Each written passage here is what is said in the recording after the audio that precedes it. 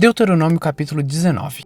Moisés disse ao povo: O Senhor nosso Deus vai acabar com os povos que moram na terra que ele vai dar a vocês. Vocês os expulsarão e ficarão morando nas cidades e nas casas deles. Então dividam o país em 3 partes, e em cada uma delas escolha uma cidade para onde seja fácil fugir.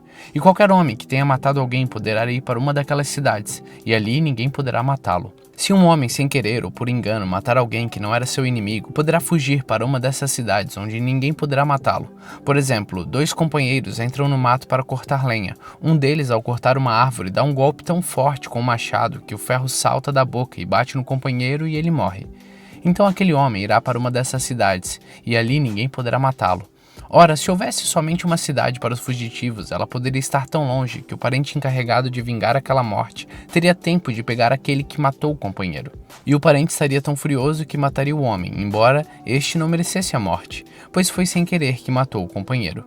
Portanto, eu ordeno que escolham 3 cidades para os fugitivos. Se o Senhor, nosso Deus, lhes der mais terras conforme jurou aos nossos antepassados, e der a vocês toda a terra que prometeu a eles, então escolham mais 3 cidades para os fugitivos. Deus lhe dará mais terras se vocês obedecerem a todos os mandamentos que eu estou dando a vocês hoje. Se amarem o Senhor nosso Deus com todo o coração e se nunca desviarem dos caminhos que ele mostra, se escolherem mais essas cidades para os fugitivos, então não morrerá nenhum homem inocente na terra que o Senhor Deus lhe está dando, e vocês não serão culpados da morte de homens inocentes.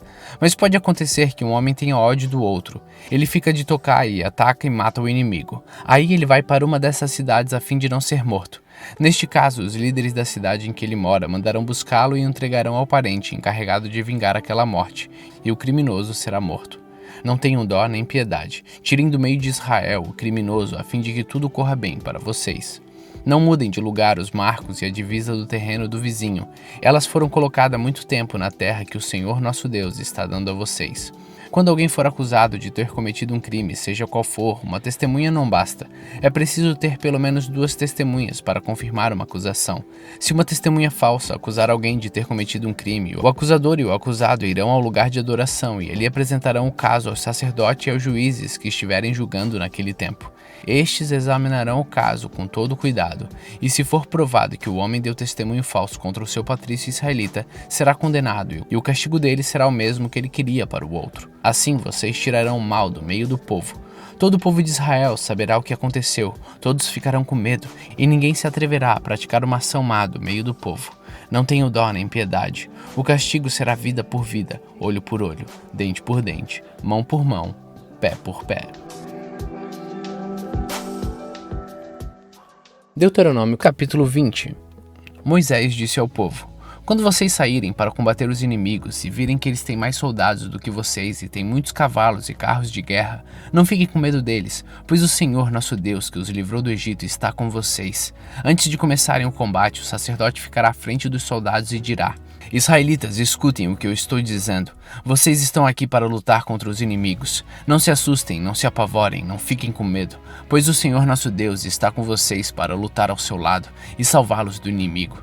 Depois disso, os oficiais dirão: Se houver aqui um homem que acabou de construir a sua casa, mas não teve tempo de morar nela, então volte para casa. Senão, pode acontecer que ele morra na batalha e outro homem venha morar na casa. Se houver aqui um homem que plantou uma parreira, mas ainda não colheu as uvas, então volte para casa. Senão, pode acontecer que ele morra na batalha e outro homem colha as uvas. E se houver aqui um homem que já contratou casamento, mas ainda não casou, então volte para casa. Senão, pode acontecer que ele morra na luta e outro homem case com a mulher. E os oficiais dirão também: Se houver aqui um homem tímido e medroso, então volte para casa. Senão, pode acontecer que os outros soldados fiquem com medo também. E quando os oficiais acabarem de falar, serão escolhidos os chefes das tropas para comandarem os soldados. Antes de atacarem uma cidade, façam uma proposta de paz. Se os moradores da cidade aceitarem propostas e se entregarem a vocês, então eles serão seus escravos e farão trabalhos forçados. Porém, se eles não se entregarem, mas começarem a lutar, então cerquem a cidade, e Deus a entregará na mão de vocês. Matem a espada todos os homens, mas fiquem com as mulheres e as crianças e os animais e todos os objetos de valor que encontrarem na cidade. O Senhor nosso Deus lhes dará o que era do inimigo, e vocês usarão tudo para o seu próprio bem. Façam isso com todas as cidades que ficam fora da terra onde vocês vão morar. Mas quando conquistarem as cidades que ficam na terra que o Senhor nosso Deus está dando a vocês, matem todos os moradores. Conforme Deus mandou, acabem com todos estes povos, os heteus, os amorreus, os cananeus, os perizeus, os heveus e os jebuseus. Matem todos, para que eles não ensinem vocês a imitar as cerimônias nojentas que praticam quando adoram seus deuses. Isso seria um pecado grave contra o Senhor nosso Deus. Pode acontecer que vocês fiquem cercando uma cidade por muito tempo e que demorem para conquistá-la. Neste caso, não derrube as árvores frutíferas que houver ali. Comam os frutos, mas não cortem as árvores. Será que elas são seus inimigos para que vocês a destruam? Mas pode derrubar as outras árvores, as que não são frutíferas, e usem os troncos no cerco da cidade até que seja conquistada.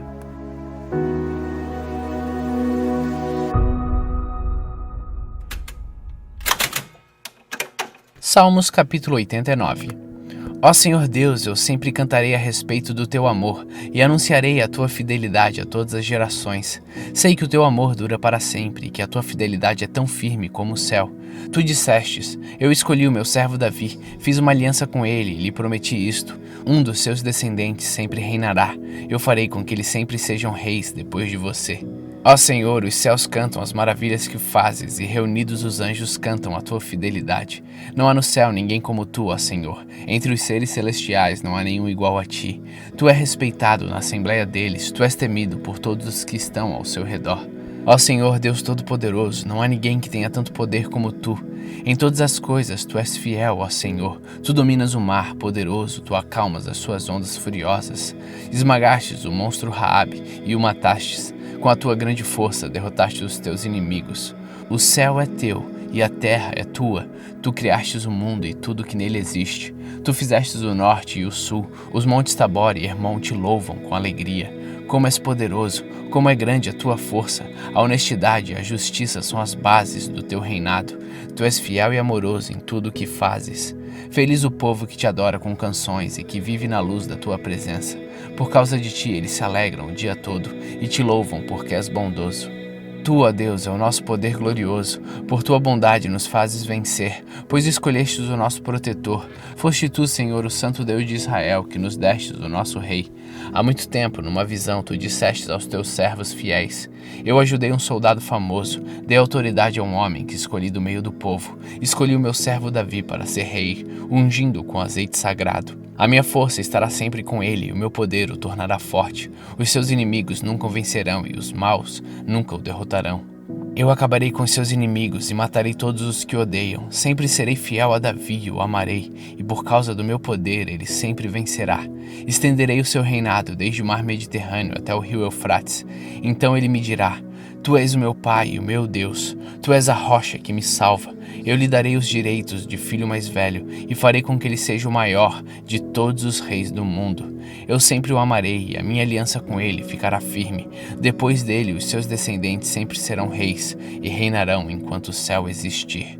Mas se os seus descendentes desobedecerem a minha lei e não viverem de acordo com os meus ensinamentos, se desprezarem as minhas ordens e não guardarem os meus mandamentos, então eu os castigarei pelos seus pecados e os farei sofrer por causa dos seus erros. Porém não deixarei de amar a Davi, mas cumprirei a promessa que lhe fiz. Não quebrarei a aliança que fiz com ele, nem deixarei de cumprir nenhuma das minhas promessas. De uma vez por todas, jurei pelo meu santo nome que nunca mentiria a Davi. Ele sempre terá descendentes, e enquanto o sol brilhar, eu protegerei o seu reinado. Esse reinado durará como a lua, aquela fiel testemunha que está no céu. Mas agora, Deus, tu está irado com o rei que escolhestes.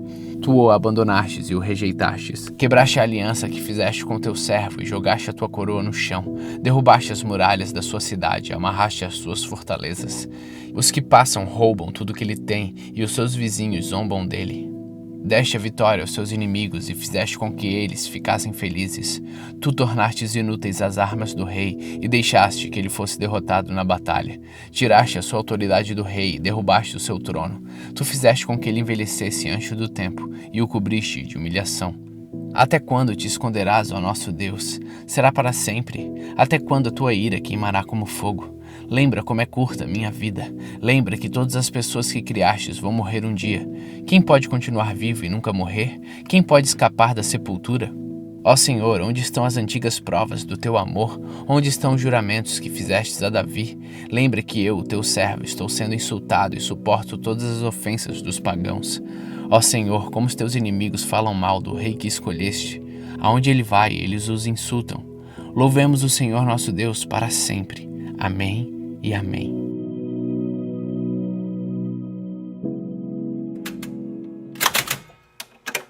Atos capítulo 13.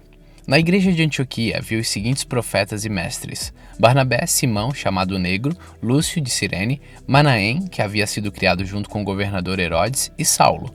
Certa vez, quando eles estavam adorando o Senhor e jejuando, o Espírito Santo disse: Separem para mim Barnabé e Saulo, a fim de fazerem um trabalho para o qual eu os tenho chamado. Então eles jejuaram e oraram e puseram as mãos sobre Barnabé e Saulo, e os enviaram na sua missão. Barnabé e Saulo, tendo sido enviados pelo Espírito Santo, foram até a cidade de Seleucia e dali embarcaram para a ilha de Chipre. Quando chegaram à cidade de Salamina, começaram a anunciar a palavra de Deus nas sinagogas. E eles tinham João Marcos para ajudá-los no trabalho missionário. Eles atravessaram toda a ilha, chegando até a cidade de Pafos. Ali encontraram um judeu que era mágico e falso profeta chamado Bar-Jesus. Ele era amigo de Sérgio Paulo, o governador da ilha, que era um homem muito inteligente. O governador mandou chamar Barnabé e Saulo, pois queria ouvir a palavra de Deus. Mas o mágico Elimas, este é o nome dele em grego, era contra os apóstolos. Ele não queria que o governador aceitasse a fé cristã. Então Saulo, também conhecido como Paulo, cheio do Espírito Santo, olhou firmemente para Elimas e disse: Filho do diabo, inimigo de tudo que é bom, homem mau e mentiroso, por que é que você não para de torcer o verdadeiro ensinamento do Senhor? Agora escute, o Senhor vai castigá-lo. Você ficará cego e não verá a luz do sol por algum tempo. No mesmo instante, Elimas sentiu uma nuvem escura cobrir os seus olhos e ele começou a se virar para todos os lados, procurando alguém que o guiasse pela mão. Quando o governador viu isso, creu e ficou muito admirado com os ensinamentos a respeito de Jesus Cristo. Paulo e os seus companheiros navegaram da cidade de Pafos até Perge, uma cidade na província da Panfilha, porém João Marcos os deixou e voltou para Jerusalém. Eles continuaram a viagem, indo a Perge até a cidade de Antioquia, no distrito de Psídia. No sábado entraram na sinagoga e sentaram-se. Depois da leitura da lei de Moisés e dos livros dos profetas, os chefes da sinagoga mandaram dizer a eles: Irmãos, se você tem alguma palavra para animar o povo, podem falar agora. Então Paulo se levantou, fez um sinal com a mão, pedindo silêncio e começou a dizer: Homens de Israel e todos vocês não-judeus que temem a Deus, escutem. O Deus do povo de Israel escolheu os nossos antepassados quando moravam na terra do Egito e fez deles um grande povo. Ele os tirou de lá com grande poder e no deserto aguentou aquela gente durante 40 anos. Ele destruiu 7 povos na terra de Canaã e o povo de Israel se tornou dono da terra deles. Tudo isso levou uns 450 anos. Depois disso, Deus lhe deu juízes até o tempo de Samuel, quando o povo pediu um rei, e lhes deu Saul, filho de Quis, da tribo de Benjamim, para ser rei deles durante 40 anos. Depois que tirou Saul, Deus pôs Davi como rei e disse isto a respeito dele: Encontrei em Davi, filho de Jessé, o tipo de pessoa que eu quero e que vai fazer tudo o que eu desejo. Um dos descendentes de Davi foi Jesus, a quem Deus pôs como Salvador de Israel, como havia prometido. Antes da vinda de Jesus, João Batista anunciou a sua mensagem a todo o povo de Israel, dizendo que eles deviam se arrepender de ser batizados. Mas quando João estava terminando a sua missão, disse ao povo: Quem é que vocês pensam que eu sou? Eu não sou aquele que vocês estão esperando, mas escutem, ele vem depois de mim, porém eu não mereço a honra de tirar as sandálias dos pés dele. Paulo continuou: Meus irmãos descendentes de Abraão, e também vocês não-judeus que temem a Deus, escutem. Essa mensagem de salvação foi mandada para todos nós. De fato, os moradores de Jerusalém e os seus líderes não entenderam que Jesus é o Salvador, e também não compreenderam as palavras dos livros dos profetas, que são lidos todos os sábados. Mesmo assim, ao condenarem Jesus, eles estavam cumprindo essas profecias, e embora não encontrassem nenhuma razão para condená-lo à morte, pediram a Pilatos que mandassem matá-lo. Depois de fazerem tudo que as escrituras sagradas falam a respeito dele, eles os tiraram da cruz e o puseram no túmulo. Mas Deus o ressuscitou, e durante muitos dias ele apareceu às pessoas que o tinham acompanhado da Galiléia até Jerusalém. Agora essas pessoas são testemunhas que falam a respeito de Jesus ao povo de Israel. E nós estamos aqui para trazer o evangelho a vocês. Deus fez agora para nós o que havia prometido aos nossos antepassados. Ele ressuscitou Jesus, como está escrito no Salmo número 2. Você é o meu filho. Hoje eu me tornei o seu pai. E foi isto que Deus disse a respeito da ressurreição de Jesus, afirmando que ele nunca seria destruído pela morte. Eu vou dar a vocês as bênçãos sagradas e certas que prometi a Davi. Em outra parte das Escrituras lemos também: Tu não deixarás que o teu dedicado servo apodreça na sepultura. E Paulo disse ainda: Na verdade, Davi no seu templo cumpriu os planos de Deus, depois morreu e foi sepultado ao lado dos seus antepassados e apodreceu na sepultura. Mas isto não aconteceu com aquele que Deus ressuscitou.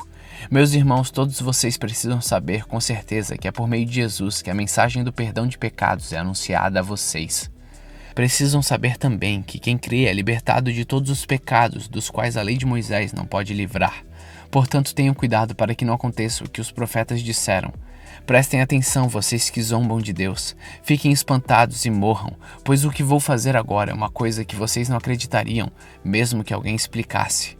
Quando Paulo e Barnabé estavam saindo das reuniões, as pessoas pediram com insistência que eles voltassem no sábado seguinte, a fim de falarem sobre o mesmo assunto.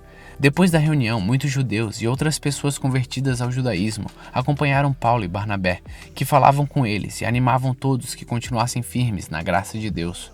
No sábado seguinte, quase todos os moradores da cidade foram ouvir a palavra do Senhor. Quando os judeus viram aquela multidão, ficaram com muita inveja. Então começaram a dizer ao contrário do que Paulo dizia e o insultaram. Porém, Paulo e Barnabé falaram com mais coragem ainda e eles disseram: Era necessário que a palavra de Deus fosse anunciada primeiro a vocês, que são judeus. Mas como vocês não querem aceitá-la e acham que não merecem receber a vida eterna, então agora nós vamos anunciar a palavra aos não-judeus, pois esta é a ordem que o Senhor Deus deu a nós, o seu povo. Eu coloquei vocês como luz para os outros povos, a fim de que você leve a salvação ao mundo inteiro. Quando os não-judeus ouviram isso, ficaram muito alegres e começaram a dizer que a palavra do Senhor era boa, e creram todos os que tinham sido escolhidos para ter a vida eterna. A palavra do Senhor se espalhou por toda aquela região, mas os judeus atiçaram as mulheres não-judias da alta sociedade convertidas ao judaísmo e também aos homens mais importantes da cidade, e começaram a perseguir Paulo e Barnabé, e os expulsaram daquela região. Então os apóstolos sacudiram a poeira das suas sandálias, em sinal de protesto contra eles, e foram para a cidade de Icônio. E os cristãos de Antioquia continuaram muito alegres e cheios do Espírito Santo.